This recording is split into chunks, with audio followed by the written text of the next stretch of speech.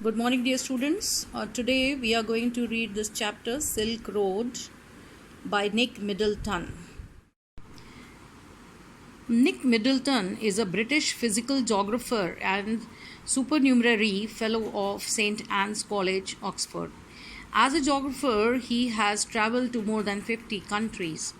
Going to Extremes is a television program for Channel 4 about extreme lifestyles in which Middleton experiences life in the hostile conditions other cultures must endure. He won the Royal Geographical Society's Ness Award in 2002. He has appeared on BBC Two's Through the Keyhole. The Silk Road primarily refers to the land routes connecting East Asia and Southeast Asia with South Asia, Persia, the Arabian Peninsula, East Africa, and Southern Europe. The Silk Road derives its name from the lucrative trade in silk carried out along its length. The Silk Road was an ancient network of trade routes formerly established during the Han Dynasty of China, which linked the regions of the ancient world in commerce between 130 BCE to 1453 CE. As the Silk Road was not a single thoroughfare from east to west, the term Silk Routes has become increasingly favored by historians, though Silk Road is the more common. These are the various goods that were transported on the Silk Road through the Silk Route from west to east: horses, saddles and riding tech, the grapevine and grapes, dogs and other animals, both exotic and domestic, animal furs and skins, honey, fruits, glassware, woolen blankets, rugs, carpets, textiles, gold and silver, camels, slaves, weapons and armor. And the goods that were transported from east to west, they included silk, tea, dyes, precious stones, china, plates, bowls, cups, vases, porcelain, spices such as cinnamon and ginger, bronze and gold artifacts, medicine, perfumes, ivory, rice, paper, gunpowder, and so on. So, dear students, we are going to start the chapter Silk Road by Nick Middleton. Now you have to notice these expressions in the text, and you will be understanding the meaning of these words which you will find in the text. Ducking back, swath, career down, maneuvers, cairn of rocks, salt flats and billow.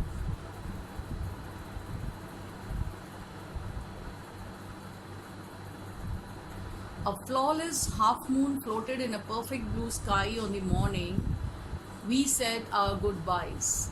Extended banks of cloud like long French lobes glowed pink as the sun emerged to splash the distant mountain tops with a rose-tinted blush. Now in these lines you can see how beautifully the author has described the scenic beauty there at Ravu, from where he was supposed to continue his journey towards Mount Kailash. And flawless half moon, see, it has been described as flawless. Though it was a half moon, but it was very bright, it had no flaws, and it could be seen floating in the perfect blue sky on the morning, and they said their goodbyes. Extended banks of clouds like long French lobes. Now you can see how he has made a comparison. The banks of cloud, that is the cluster of clouds, there were many clouds, and those clouds which were extended, which were spread over the sky, they were like long French loaves. Loaves is actually one piece bread, it is a complete bread. You cut it into pieces later on. So as though somebody was making a French bread, it was being baked, and when it was being baked, it gets a pink color or pinkish brown color. Similarly, the clouds were looking pink as the sun emerged to splash the mountain tops with a rose tinted blush. And I'm sure some of you also must have had this experience of going to the hill stations and watching this scenic beauty. You must have experienced it. So, blush, that is rose tinted blush, means some kind of reddish color being spread. Now that we were leaving Ravu, Lamo said she wanted to give me a farewell present. One evening, I had told her through Daniel that I was heading towards Mount Kailash to complete the Kora. And she had said that I ought to get some warmer clothes. So, Daniel is one person whom he had met at Ravu, and Daniel was a sort of interpreter, because you know, when you go to the hill stations like this, you need their language is somewhat different.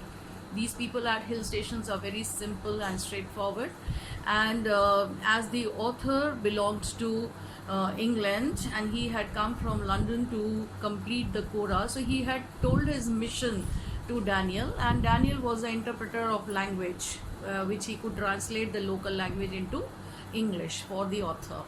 So he says that he had told his intention to Daniel, and that is why Lamo, at whose place the author was taking rest, there she gave him a farewell present. That is, she brought,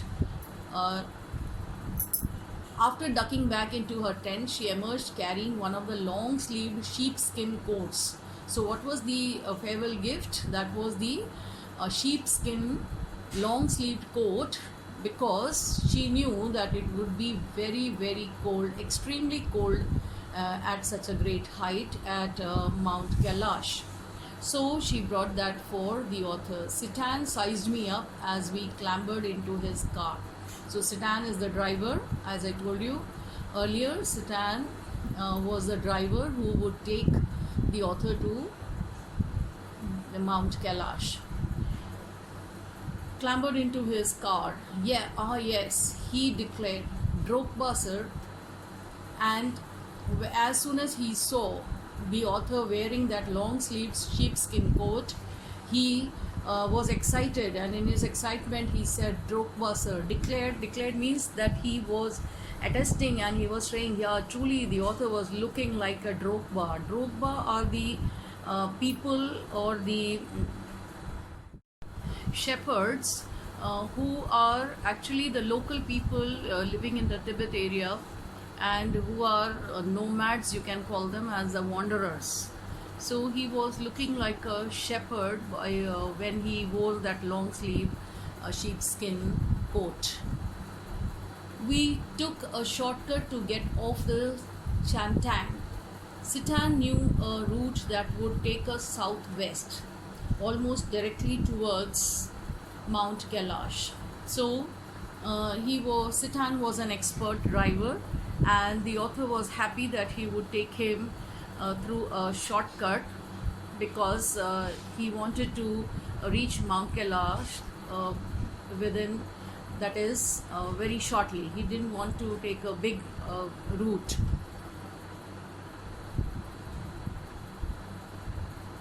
It involved crossing several fairly high mountain passes, he said. But no problem, sir, he assured us, if there is no snow.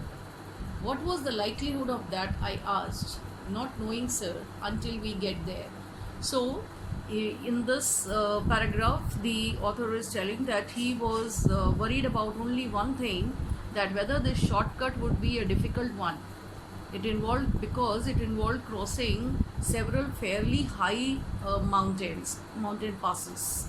You know, passes are the roads which pass through the mountain areas.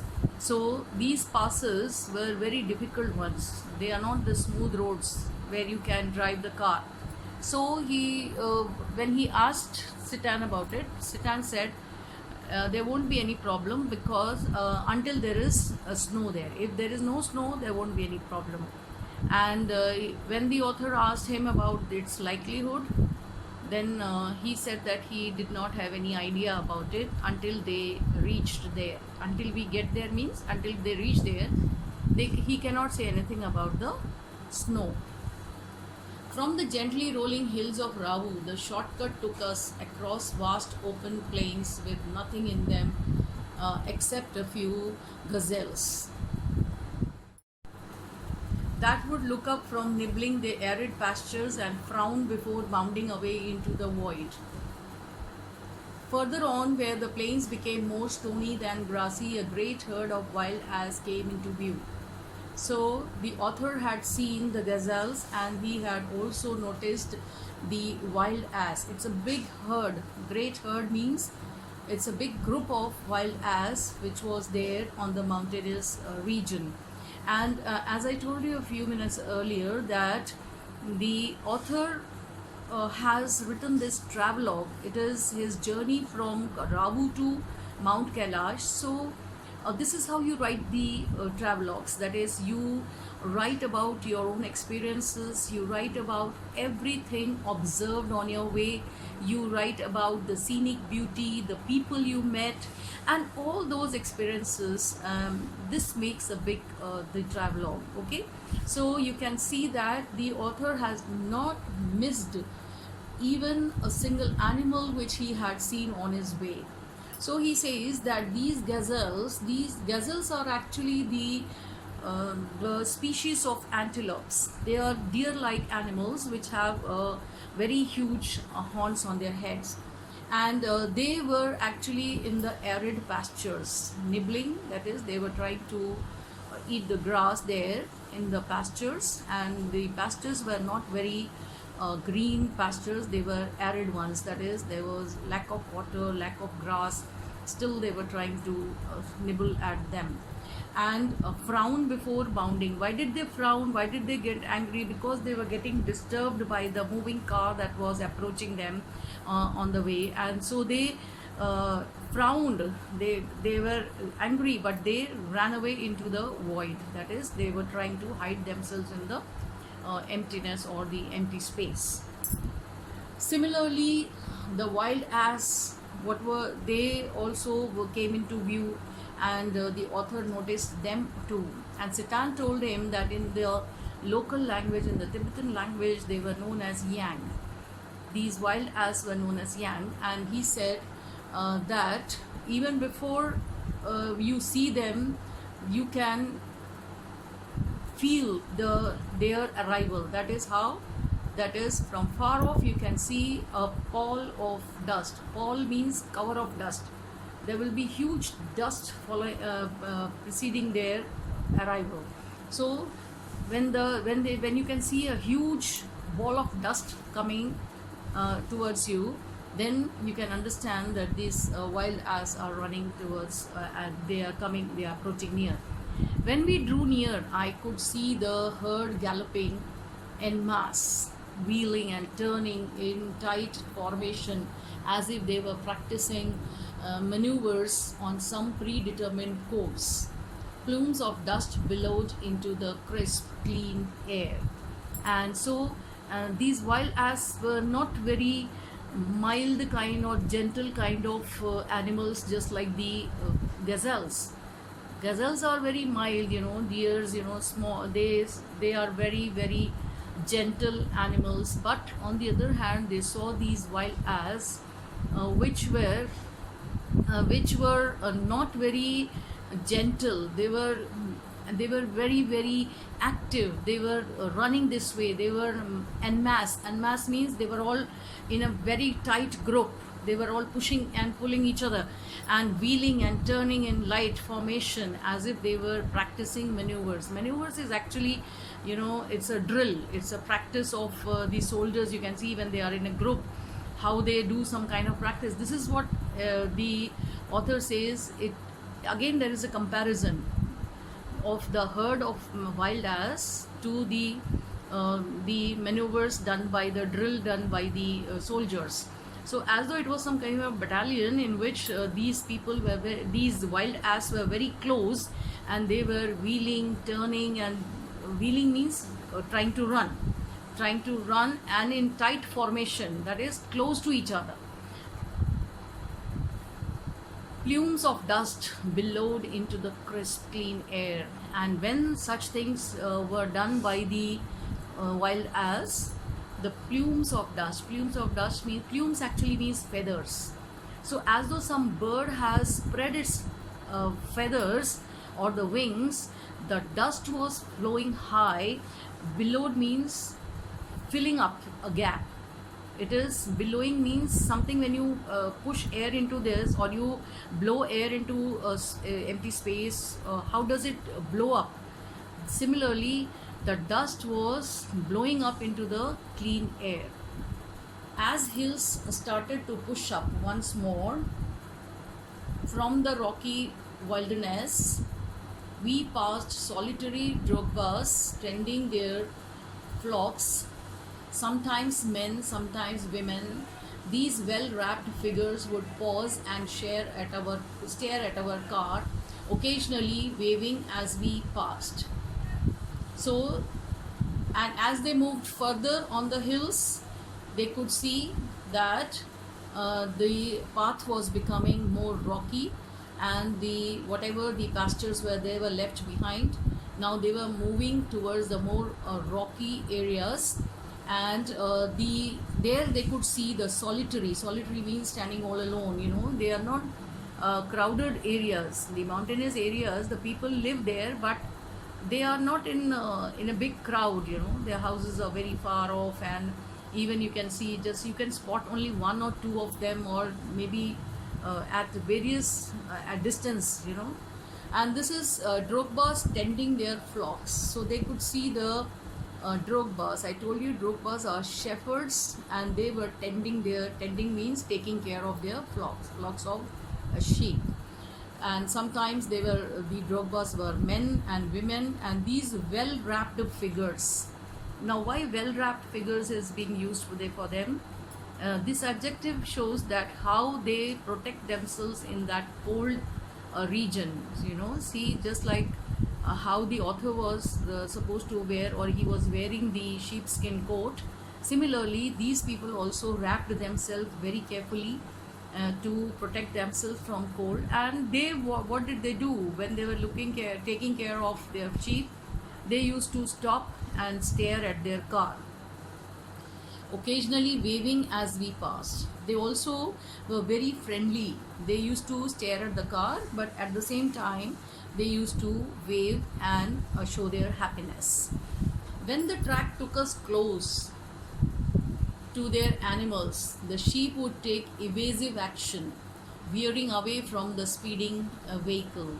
Evasive action means, that is, taking a quick action, opposite action, that is just trying to avoid, and they used to run away from the roads.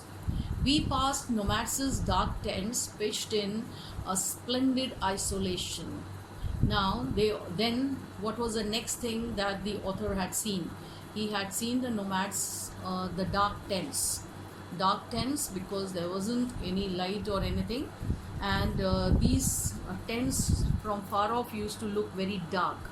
That is, they were pitched in splendid isolation. Isolation because they were very far off in the mountainous regions, and they were completely isolated from the mainland. Usually with a huge black dog, a Tibetan Mastiff, standing guard. Now, in front of the tents, the author says there used to be huge black dogs, and they are the Tibetan Mastiff. Mastiff is a breed of dog. These dogs are very ferocious, and they are very quick in their action. They are not lethargic kind of dogs, you know, and they are huge in size, black dogs, and they guard the tents there. These beasts would cock their great big heads when they became aware of our approach and fix us in their sights. They used to look at the people or the car whichever approached their near the tents, and they used to fix them in their sights, means they used to continuously watch them. And this is what the author has described. See how alert these dogs used to be, and he has referred to them as beasts, and you can see in the next paragraph he refers to them as shaggy monsters. Okay, so as we continued to draw closer, they would explode into action, speeding directly towards us like a bullet from a gun and nearly as fast.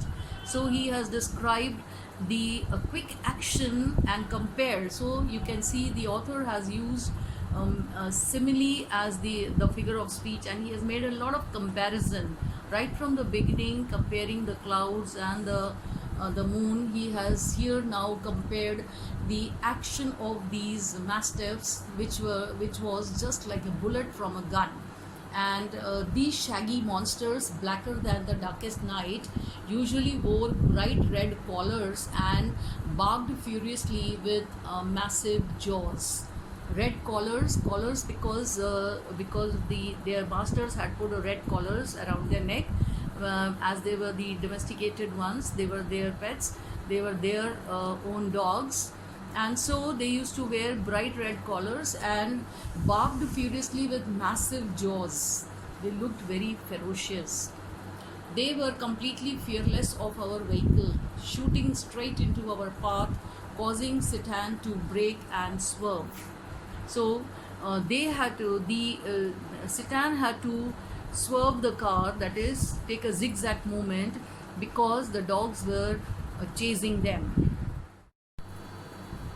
So you can see that in this paragraph, the author has described the mastiffs, the ferocious dogs owned by the nomads there, and he has also described the importance of these dogs in the China's imperial courts. Now, these dogs were taken from along the Silk Road in ancient times as a tribute to from Tibet to China. China's imperial courts, they owned these hunting dogs, and this is all because of their quality. By now we could see snow-capped mountains gathering on the horizon. We entered a valley where the river was wide and mostly clogged with ice, a brilliant white and glinting in the sunshine. The trail hugged its bank, twisting with the meanders as we gradually gained height and the valley sides closed in. So in this paragraph, see, the author has described about the river, the wide river, the broad river, but it was not, the water was clogged in it. The water had all become ice there. It had frozen, and it was, because it was frozen, it was looking brilliant white and glinting, shining in the sunshine.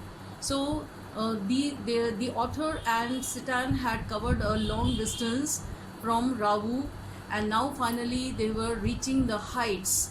So when they had reached the heights, they could see the snow-capped the mountains, and there they could see this river also. The trail is the road which they were traveling on, and this road was actually hugging the bank, that is, it was very close to the bank of the river, twisting with the meanders as we gradually gained height and valley sides closed in. So they were getting into the closer to the valleys and the valley sides. That means meanders means the curves of the track of the course of the river. The turns became sharper and the ride bumpier. Citan now in third gear as we continued to climb. The track moved away from the icy river, laboring through steeper slopes that sported big rocks daubed with patches of bright orange lichen. Beneath the rocks, hunks of snow clung on in the near permanent shade. I felt the pressure building up in my ears, held my nose, snorted and cleared them. So the author has described his experience in this when they were where they were on the steep slopes and they were moving higher, that is when they were towards the heights on the mountain, and there they could see the huge rocks alone. Now at this height, when they had reached that height, they could feel the pressure. The author says that he felt the pressure building up in his ears, and he had to he had to shut his nose, or he had to close his nose so that he could clear that pressure. Now you also, I think some of you must have felt this kind of pressure if you would have gone to higher altitudes in the mountains, or even when you fly, at that time also you feel that kind of pressure. So we struggled around another tight bend and a sit-and stop. Now you can also remember, if you have had this experience, mountain regions, sometimes when you reach when you try to go up towards the higher altitudes, there the bends become, they're sometimes called as U-pin bends or something like that, hairpin bends. That is, they were on the steep slope, and as you know that on the mountainous regions, where when you try to drive on high altitudes, there are several bends which are very quickly found when you drive. So one has to be very careful while driving. At that time, similarly, at one bend, Sitan stopped the car because not because he was not able to drive on the bends, but he had seen snow, and it was very, very risky and dangerous for them to drive on the snow. So Daniel also came out of the vehicle, and they were really disappointed to see the snow. A swath of white stuff lay across the track in front of us, stretching for maybe 15 meters before it pettered out and the dirt trail reappeared. So the distance, the swath is actually the flat land on which this white stuff, that is ice or the snow. The snow was around up to 15 meters of the road, and therefore then afterwards they could see the dirt trail, and then they had to clear this patch of swath, is actually a patch of land on which there was snow. The snow continued on either side of us, smoothing the abrupt bank on the upslope side. The bank was too steep for our vehicle to scale, so there was no way round the snow patch. I joined Daniel as Sitan stepped on to the encrusted snow and began to slither and slide forward, stamping his foot from time to time to ascertain how sturdy it was. So Sitan and Daniel, they came out of the vehicle, and even the author says that he also came out, and Sitan was he was putting on his foot and finding out whether the snow was very sturdy or not. Sturdy means very hard. So if the snow would have been soft, they would not be able to walk on it, or the vehicle may slip on it. So if the ice or the snow was very sturdy, very tough, then they could try to go on it. So I looked at my wristwatch. We were at 5,210 meters above sea level. So this was the height when they had reached, and there was this problem of snow on the way. The snow did not look too deep to me, but the danger wasn't its depth, Daniel said, so much as its icy top layer. If we slip off, the car could turn over, he suggested, as we saw Sitan grab handfuls of dirt and flung them across the frozen surface. So Sitan was very clever. He was used to driving on these mountainous regions, so he knew how to solve that problem. He took up handfuls of dirt and flung them on the surface, because the problem, according to Daniel, was that it was not the depth, what was the depth of the snow. It was the upper surface which was very, very slippery. So on that slippery surface of the snow, Sitan put some dirt, and he picked up some grass from the sides of the road, and he put it on the snow.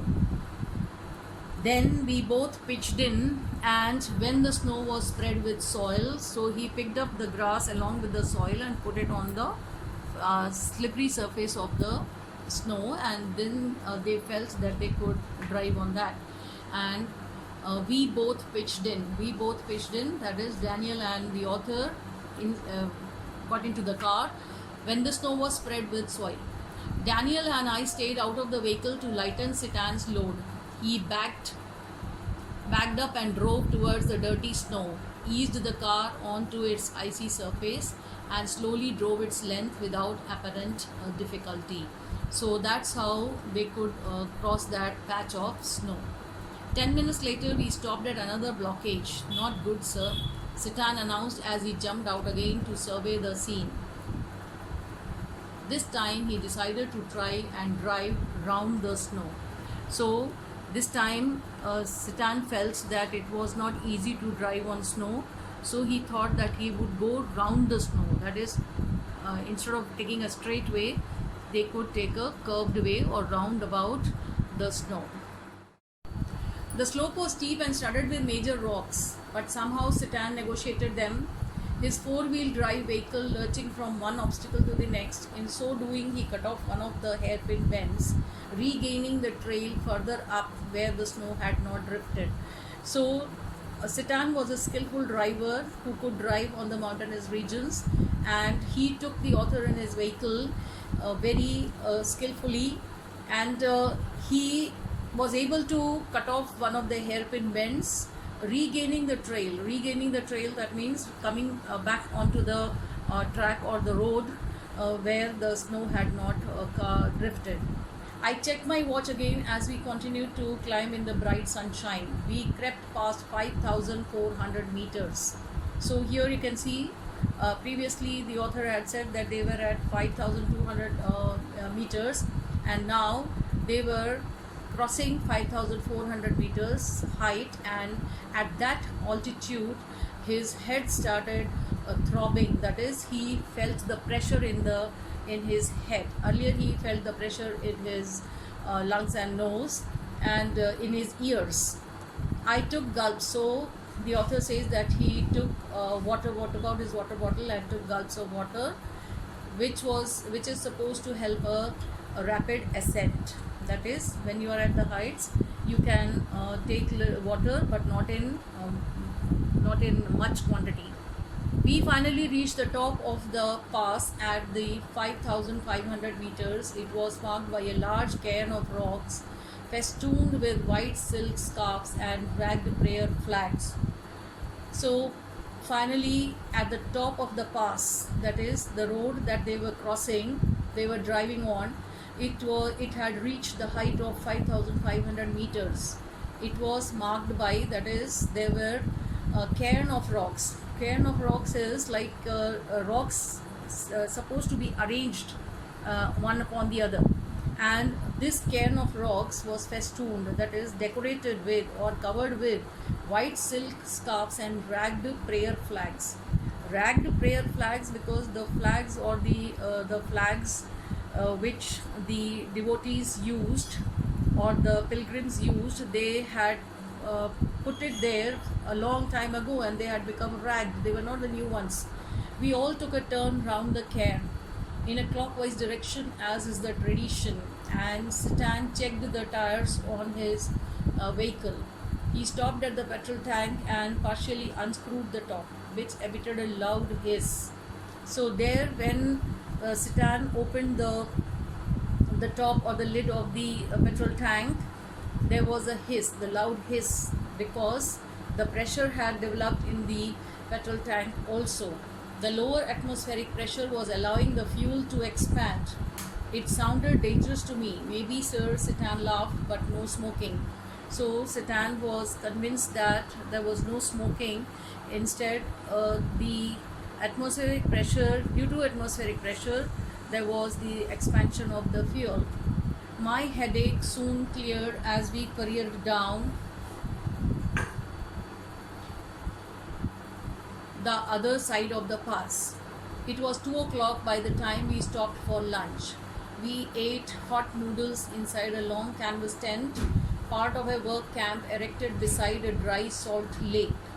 So in this paragraph we can see how in different paragraphs the author has described various things which he had seen on his way to Mount Kailash.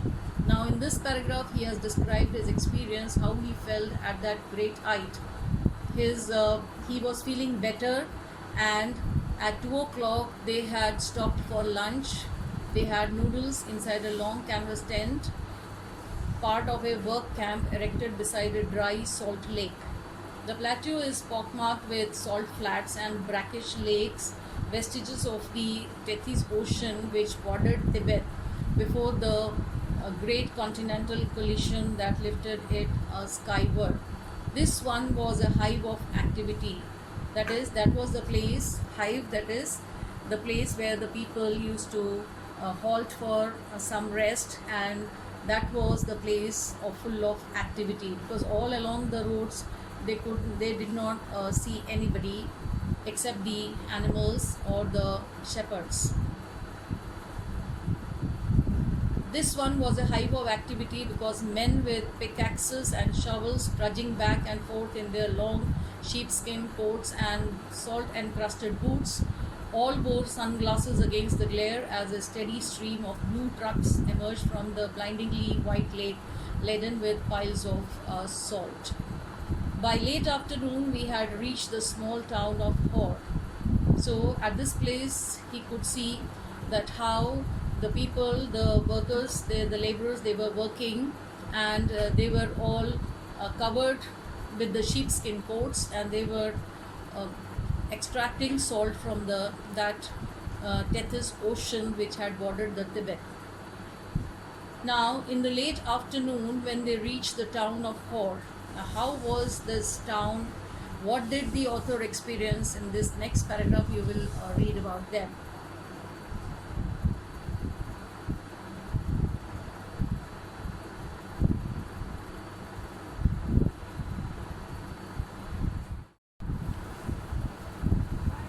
Back on the main east-west highway that followed the old trade route from Lhasa to Kashmir, old trade route, which is the Silk Road, which the chapter is mainly about. So the title Silk Road is about the old trade route from Lhasa to Kashmir, and that is what is also known as East-West Highway. Daniel, who was returning to Lhasa, found a ride in a truck, so Sitan and I bade him farewell outside a tire repair shop. So Daniel, who was along with the author and Sitan, he had to leave and he had to go back. So he took a ride in a truck, and finally he bid farewell to them. We had suffered 2 punctures in quick succession on the drive down from the Salt Lake, and Sitan was eager to have them fixed since they left him with no spares. Besides, the second tire he had changed had been replaced by one that was as smooth as my bald head. So here they had to also take notice of the tires, which had become very smooth, and it was very dangerous for them to go on with those tires. Now in the next paragraph, you can see the author has described about Hor, the small town that there was on the way. Hor was a grim, miserable place. There was no vegetation whatsoever, just dust and rocks, literally scattered with years of accumulated refuse. Refuse is the garbage. The garbage had accumulated there. Probably the pilgrims who used to go there, they used to leave all this, or they used to throw that on their way. And so he felt that Hor was a very grim and uninteresting place. It was miserable because he could see only the dust and rocks and the garbage there, which was unfortunate given that the town sat on the shore of Lake Mansarovar. Now in the above paragraph, that is the first paragraph, the author has described about the Lake Mansarovar. It is a venerated stretch of water. Venerated means given due respect because it is considered to be holy. Ancient Hindu and Buddhist cosmology pinpoints Mansarovar as the source of 4 great Indian rivers: the Indus, the Ganges, the Satluj and the Brahmaputra.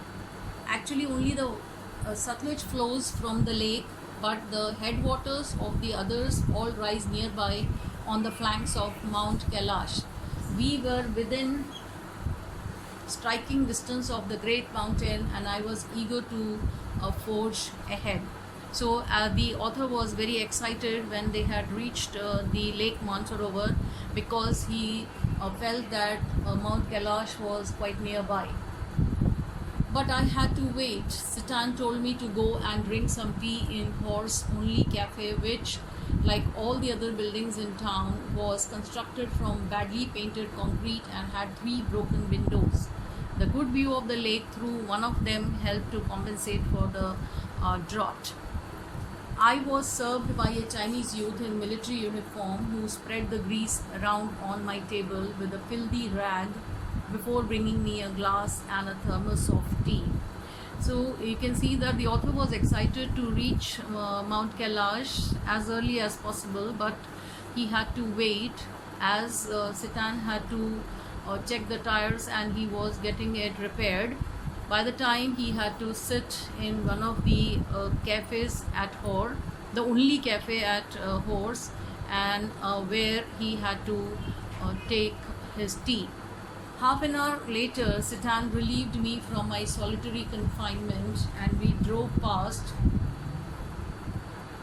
a lot more rocks and rubbish westwards out of town towards Mount Kailash. So the author says that finally Sitan relieved me from my solitary confinement. Solitary confinement, that is, he was all alone sitting in that tea stall where he was the solitary, all alone, sitting and having his tea. Finally, they started their journey again, and now again here you can see that the author has taken note of the waiter who had brought him tea, who had served him tea. He was a Chinese youth in military uniform. See, when you write a travelogue, you write everything, describe everything on your way. So this is how the author has given a description of the person who served him tea. Half an hour later, Sitan relieved me from my solitary confinement, and when they started their journey again, they had lot more rocks and rubbish on the way to sea. My experience in Hor came as a stark contrast to accounts I had read of earlier travelers' first encounters with Lake Mansarovar. Now, in this paragraph, the author has described about what he had read about Mansarovar from the earlier travelers' accounts, and what he had personally experienced. So he says it was just a stark contrast.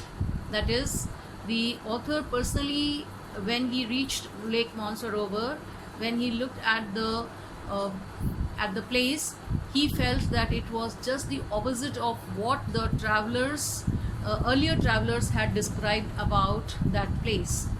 Ekai Kawaguchi, a Japanese monk who had arrived there in 1900, was so moved by the sanctity of the lake that he burst into tears. A couple of years later, the hallowed waters had a similar effect on Wen Hidin, a Swede who wasn't prone to sentimental outbursts. So these are the people, these are the travelers who had written about Lake Mansarovar earlier. It was dark by the time we finally left again, and after 10:30 p.m. we drew up outside a guest house in Darshan for what turned out to be another trouble night. So now finally they reached another place, that is another small town, which is Darshan, and the author has described his experience that was a very bad one at Darshan too. He says that when they were passing the rubbish dumps and the garbage heaps on the way, his cold was once again set off. Though, if truth be told, it had never quite disappeared with my herbal tea. So the author felt that he would be relieved of his cold due to that herbal tea that he had taken, but it wasn't so. One of my nostrils was blocked again, and as I lay down to sleep, I wasn't convinced that the other would provide me with sufficient oxygen. My watch told me I was at 4,760 meters It wasn't much higher than Ravu, and there I had been gasping for oxygen several times every night. I had grown accustomed to these nocturnal disturbances by now, but they still scared me. Nocturnal, that is at night. So the night was not very pleasant where they had halted for night at Darshan in a guest house. There the author had felt the that he was not able to breathe properly as there was no oxygen, sufficient oxygen, and as he was suffering from cold too. Tired and hungry, I started breathing through my mouth. After a while, I switched to single nostril power, which seemed to be admitting enough oxygen, but just as I was drifting off, I woke up abruptly. Something was wrong. My chest felt strangely heavy, and I sat up. A moment that cleared my nasal passages almost instantly and relieved the feeling in my chest. Curious, I thought. So, when the author was feeling that he was not able to breathe properly, he sat down, and the whole night he had to be awake. He felt that that was the way he could solve his problem. I lay back down and tried again. Same result. I was on the point of disappearing into the land of Nod when something told me not to. It must have been those emergency electrical impulses again, but this was not the same as on previous occasions. This time I wasn't gasping for breath. I was simply not allowed to go to sleep. So this is the bad experience that the author had, and he felt that it was not a very easy trip for him to Mount Kailash. Sitting up once more immediately made me feel better. I could breathe freely and my chest felt fine. But as soon as I lay down, my sinuses filled and my chest was odd. I tried propping myself upright against the wall, but now I couldn't manage to relax enough to drop off. I couldn't put my finger on the reason, but I was afraid to go to sleep. A little voice inside me was saying that if I did, I might never wake up again. So I stayed awake all night. So this was a very fearful experience for the author at Darshan, because he was not able to sleep, and as soon as he tried to sleep, he felt that his throat was choked, his lungs were choked, and he had to rise up again and sit straight the whole night.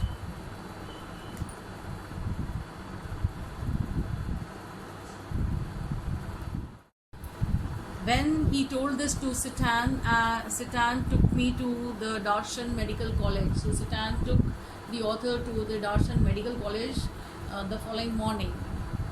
The medical college at Darshan was new and looked like a monastery from the outside, with a very solid door that led into a large courtyard. We found the consulting room, which was dark and cold and occupied by a Tibetan doctor who wore none of the paraphernalia that I had been expecting. Paraphernalia, that is all that the doctors wear, So that Tibetan doctor was in a very simple dress inside the hospital. No white coat, he looked like any other Tibetan with a thick pullover and a woolly hat. When I explained my sleepless symptoms and my sudden aversion to lying down, he shot me a few questions while feeling the veins in my wrist. So this was such an experience, and it caused him such a trouble that Sitan had to take him to the medical college, and also he had to consult a doctor for the author's bad condition. It's a cold, he said finally through Sitan. A cold and the effects of altitude. Now pay attention there. Through Sitan, because he was speaking the local language which the author could not understand, and Sitan had interpreted it for him. It's a cold. So the doctor just said that it was a cold, and he gave him some medicines. I asked him if he thought I would recover enough to be able to do the Kora. Now the Kora is the circumambulation of the holy place. And when the author had gone to Mount Kailash, it was his aim to do that Kora. He wanted to complete that circumambulation of that place. of that mountain. And there he was worried when he was suffering from severe cold whether he would be able to complete that Kora or not. And the doctor told him that he would be fine. I walked out of the medical college clutching a brown envelope stuffed and with 15 screws of paper. I had a 5-day course of Tibetan medicine which I started right away. I opened an after breakfast package and found it contained a brown powder that I had to take with hot water. It tasted just like cinnamon. The contents of the lunchtime and bedtime packages were less obviously identifiable. Both contained small spherical brown pellets. They looked suspiciously like sheep dung, but of course I took them. That night, after my first full day's course, I slept very soundly, like a log, not a dead man. So, here you can see the humorous side of the author and how he has described the medicine given by the Tibetan doctor. Finally, he was relieved of his problem, that is the cold, and he could have a sound sleep. So the students, please go on reading the chapter further and complete the reading yourself, because I would be taking it in my next class. Thank you.